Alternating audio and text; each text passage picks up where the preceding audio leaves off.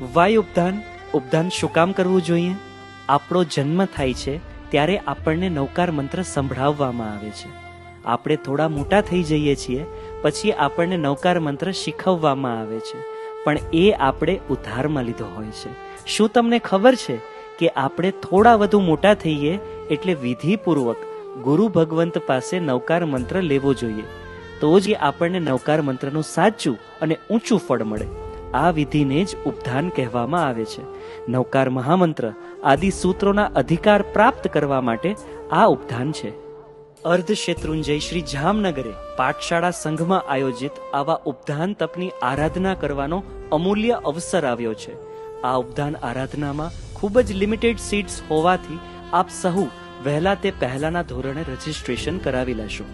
શ્રાવક જીવનનું ઉત્કૃષ્ટ વિધાન, સૌ ચાલો કરીએ ઉપધાન.